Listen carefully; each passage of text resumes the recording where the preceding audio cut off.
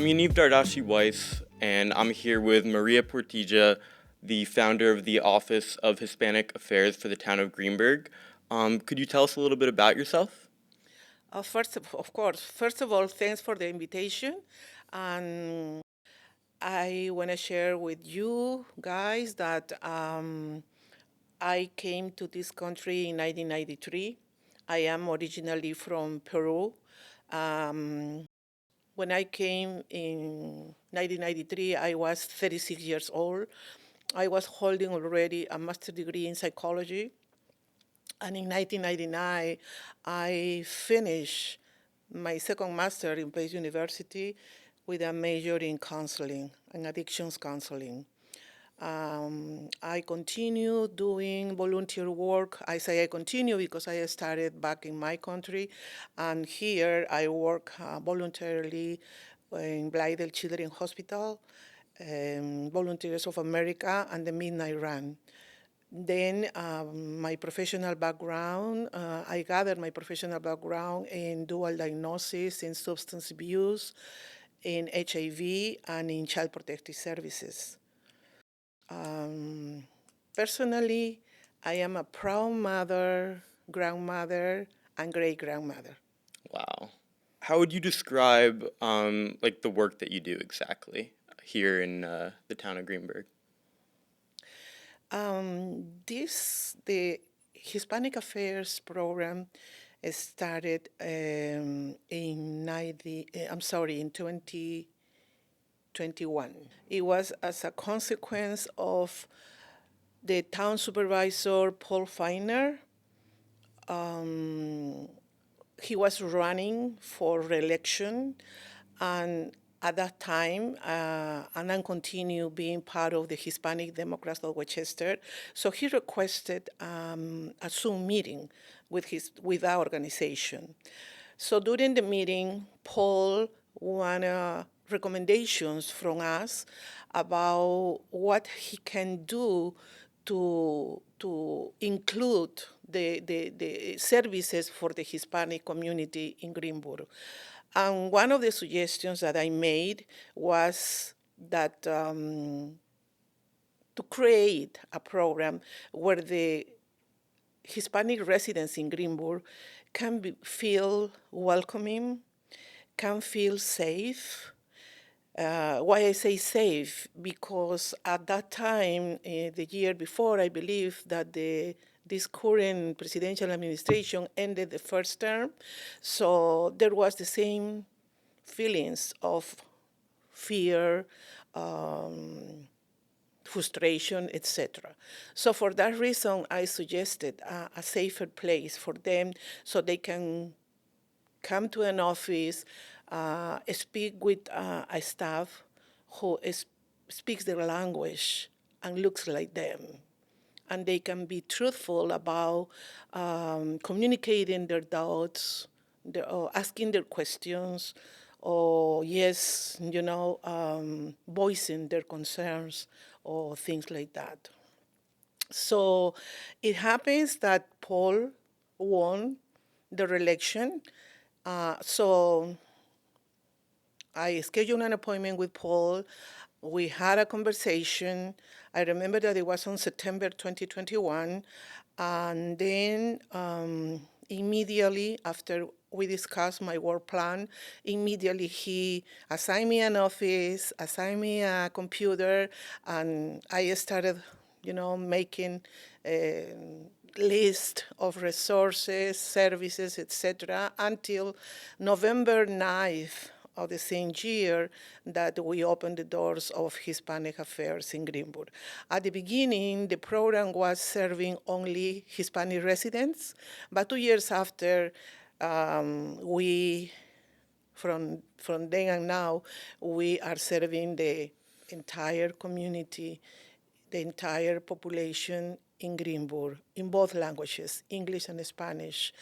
And besides the reasons that I already explained to you and to the viewers, the program was created because we strongly believe that information, education, referrals, advocacy, counseling, emotionally counseling are very important for everybody, not only for the Hispanic community, to try to continue following up with their goals, with the things that they schedule among family, among relatives, or even by themselves. Is there a specific situation or problem that you've worked with people a lot on?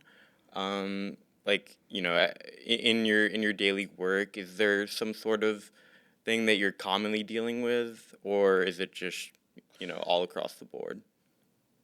I will tell you that every day is very important for me, and it's a magic day. Why I say that? Because I do not expect sometimes certain mothers that come to the office to be addressed.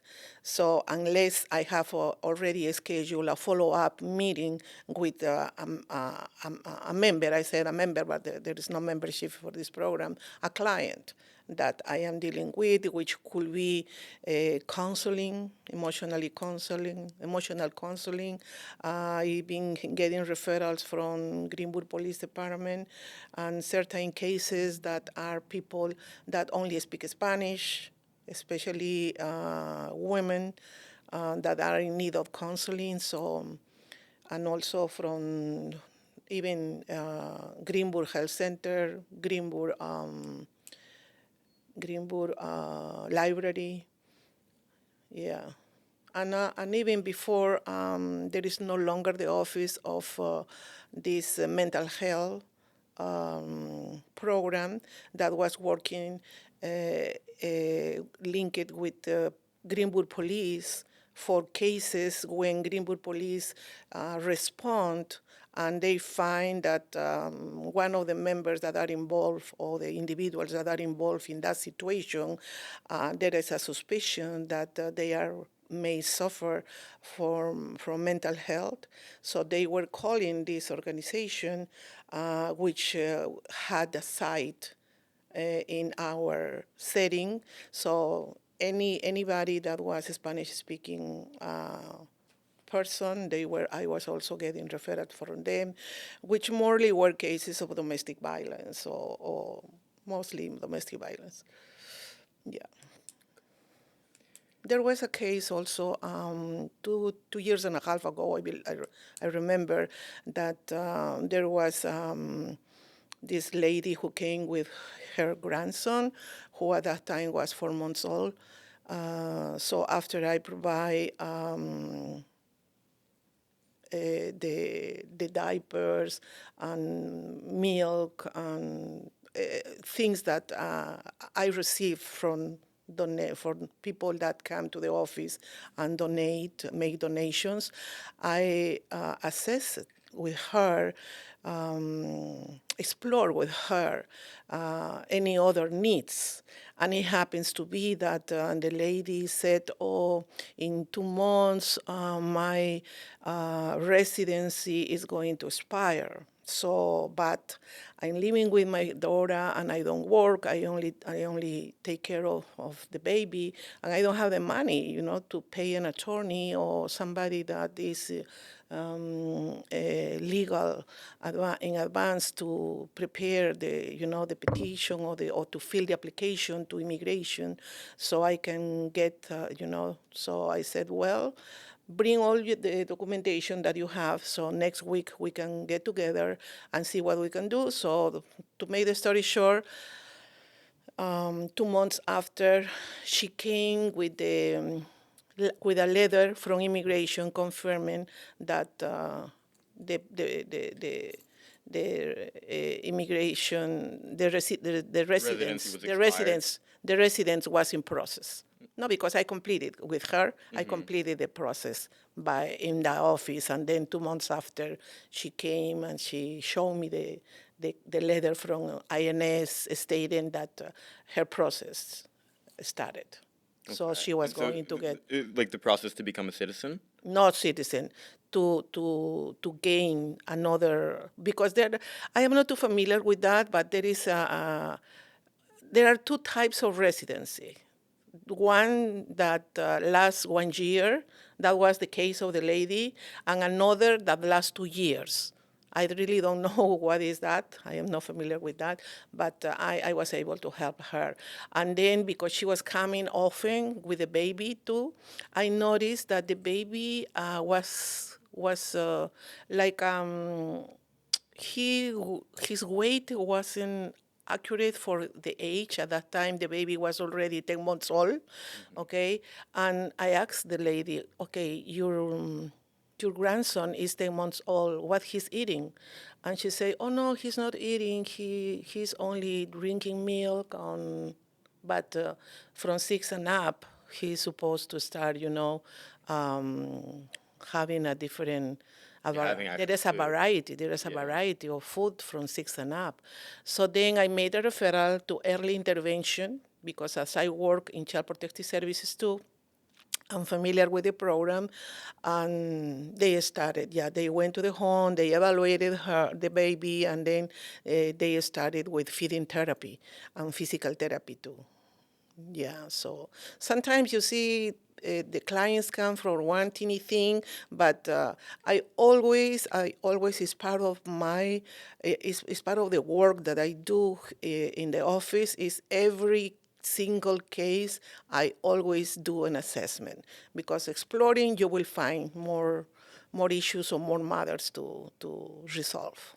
Yeah, and it seems like you can use your background in psychology and child protective services and being part of the Hispanic community to be able to help people who are struggling here kind of feel more, like they belong here and help them live here. Yeah. Absolutely. Thanks God that I carry Pandora box and I use my tools. Yeah. I use the tools that I gathered through my 32 years living in America in different situations. And of course, it's not like I know everything. No, that's not something like that. I also have a list of volunteers, especially in immigration. I have 2 volunteers in immigration, 2 attorneys. And I also make phone calls or try to update myself with other services that may are now serving the community. Yeah. From all this work that you've done, what would you say is the biggest thing that you've learned from all of this, or any big takeaway from all this work that you've done? Well, I will say that it is very important for immigrants from all countries that they need to learn, they need to be informed about the laws in America, about, for example, people from Latin America, South America, they don't know when they come to this country that there is zero tolerance for domestic violence. They don't know that they can trust the police. They don't know that there is such a thing like a child abuse, elderly abuse. Unfortunately, I can talk about my country, Peru. That issues exist and are not well addressed. So when they immigrate, they feel like, or they think that they are going to continue with the ongoing behaviors, bad behaviors, and they cannot trust the police because the police won't do nothing, well, I better, because there are times that even the woman is dead and already because a DV issue, and still, they give you runs arounds. So with that mentality, the immigrants come to this country and they don't know zero tolerance for DV. Wow, services, a luxury of services for DV.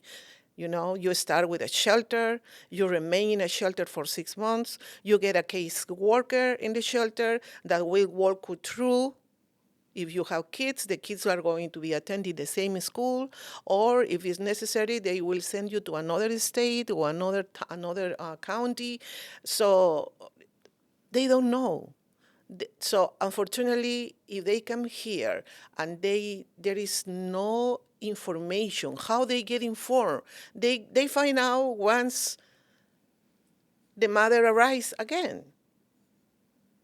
Usually, the perpetrator is drunk or on drugs, and then any verbal altercation escalates, and then the physical thing come up, and then the kids are present. So that's usually a regular case scenario for DV. So what we have in that case scenario, we have Child Protective Services already involved. We have to involve Child Protective Services because we need to protect those children from emotional abuse or even physical abuse. For the mother needs therapy, ASIP, because obviously she is engaged in a codependence relationship. But they do not understand that because they all have different issues that they didn't work out since they were children. Yeah. So it's a group of issues, and then coming to a country that they don't know the language, they are not familiar with the society, they are not familiar with this multicultural population. He is the only one that I have to continue, carrying on and following on because he pays the rent. He is the one so, but, and I'm telling you because I talk with several women that have been living here for 20 years, 15 years, 26 years, and they didn't know. They didn't know that all of these services exist. So the point that I want to make is that at least I can only respond for Greenburgh. At least in that office, Hispanic Affairs, they can come, they can ask, we keep confidentiality, and they can continue coming every Tuesday. And if Tuesday they are not available, I can schedule an appointment and, look my agenda, my calendar, and continue having counseling with them, opening their eyes, providing referrals, and that's very much. And that I would like to see, what I want to see, I would like to see one of these programs in every town. And people to be more educated about all the services and programs. Yeah, if there is no program, maybe if there are towns that they cannot create a program, maybe they can contact the schools, have a contact with, I don't know who will be the staff in the school setting, so maybe send flyers or send information in Spanish. Something that is very, very important is the language, too, of the person. I had a case 2 years ago that for the police camp, there is a beautiful police camp in Greenburgh Police. 6 weeks for free, and the instructors are excellent. My grandson, who is 19 now, yesterday he's turning 19, he attended that camp when he was 13 years old. He cannot ever forget his experience. And at the beginning, he didn't want to go. I said, oh, no, that's a boot camp, or blah, blah, blah. But he went, okay? So these two ladies couldn't, they were home all day long. Mom worked from 7 a.m. in the morning to 4 o'clock. And then they left school at, summertime. What they're doing, they're not going to school. They were not doing anything. But it was, and even I remember that it was the same day that the due date was to submit the applications Was this the parents for of the the kids? police camp. But the people that were like at work from 7 to 7. No, was the lady, the mom. Oh, the I'm mom. Yeah, sorry, yeah, was mom. yeah. Mom used to work in Dunkin' Donuts from 7 a.m. to 4 o'clock, Oh, and 7 to 4. Okay. she had two children, 13-year-old and 15-year-old, two girls, and she was concerned. She was referred for another mother to the office, but as I'm telling you, exploding. Said, oh, okay, so there is if if it was the due date the same day that we were meeting. So I said, you know what? Let's go to Greenburgh Health Center. We just want them to fill this medical clearance for each one. So I have that when advocacy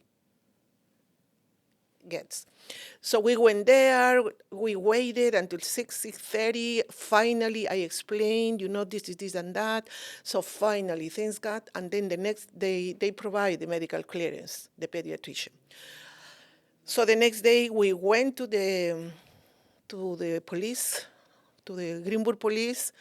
We submitted, but prior to that, I emailed Lieutenant, I do not recall the last name of the lieutenant at that time. He's no longer there. So the end of the story, they were accepted. They were accepted to be in camp. So that's one of the many. And do you think it was a language barrier that made it so that they wouldn't have? Oh, that's right. Thank you for reminding me. So, Mom, when I was talking with her about the camp, she said, "Oh, they send this they send me this to my cell phone, but if it is in English, I couldn't understand. Otherwise, I will, register them before." So again, the language is very important. It's very important. Getting all the news in Spanish. Exactly. Yeah. Even myself, 32 years in this country, I go to Home Depot, I need to speak with somebody in Spanish. I don't know how to say cemento, madera, no sé qué, no sé cuántos. No, I don't know. That's not my field. I didn't born in this country. Yeah. English is my second language. And I don't feel ashamed of that because that's the truth. That's the truth. Yeah. Can you speak on the effect that you've seen? You were talking about this a little bit earlier, but the effect that the Trump administration has had on the Hispanic population. That was part of the fear that you were talking about in the first Trump administration. I'm sure you've started to see some effects from it now. But yeah, just kind of how that's been shaping it. Yeah, as you mentioned, unfortunately, this administration is living, is producing, is causing trauma, not only to the children, to all the families, and even the observers. Observers, I mean people that are already citizens, and because we all the immigrants, we came through almost the same situation. Maybe you are your father, your grandfather, your great-grandfather, but somebody in your family were immigrant. Yeah. Okay, it's obvious. But we all went through this, and the feelings, the frustration, the sadness is really that you just need to wear those shoes to understand what's going on, and unfortunately the kids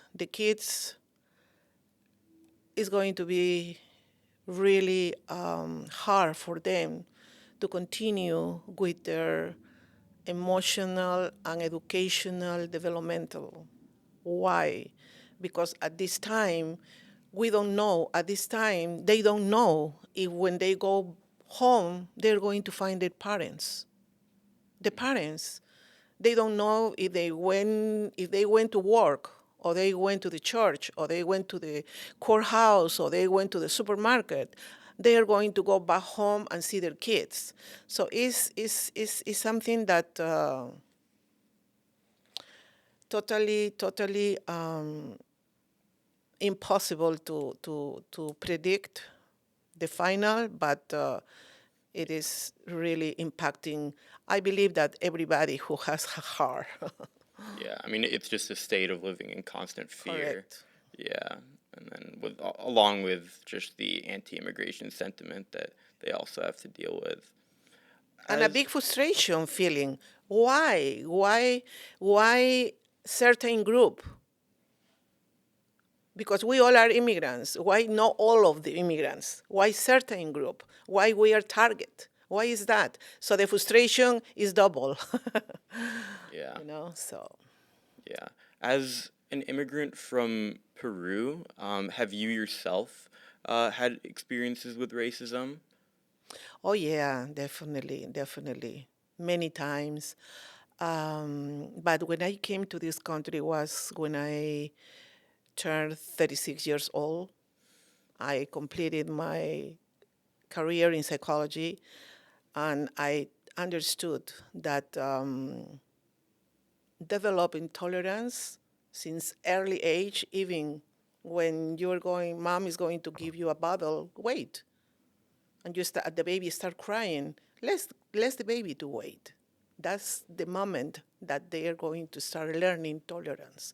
And when you learn tolerance, you are patient and you understand many things. So I came to this country with my agenda, a long agenda, and being confident that I didn't born in this country. People may find from my accent, from grammar, from you name it. But look at me. I succeed. I own 2 master's degrees. It doesn't matter. It doesn't matter. We cannot take responsibility for all the people. We only can take responsibility for ourselves and have a strong self-confidence in ourselves and knowing who you are, what you want, where are you going, what are you expecting. That's very important. And I have many situations, but it didn't distract my goals. Because as I'm telling you, I already came with features of those those. You know what? I feel sorry for them. Because people that are like that like to bully others or make fun of others, is sad because they have so many unresolved issues, and that's on them. It's like you are like this and they are like that. So you need to keep growing. You're not going to be taking care of everybody unless you are the personal therapist. With all the experience that you've had working with these separate communities, what can you say on just the importance of having a country that's very diverse and the importance of diversity? Oh, diversity hosts inclusion. Without diversity, we can never ever be aware what inclusion, how important is to be inclusive. Because through that, we learn from their traditions, or their habits. We learn from the food specialties that they have, and we learn from that. And it's very important not only in a one-on-one interaction in schools, at work. It opens creativity. It opens a lot of avenues. All right. Well, thank you for coming on here. Thank you for the invitation. Of course. I feel honored to be your guest. I'm honored to have you on.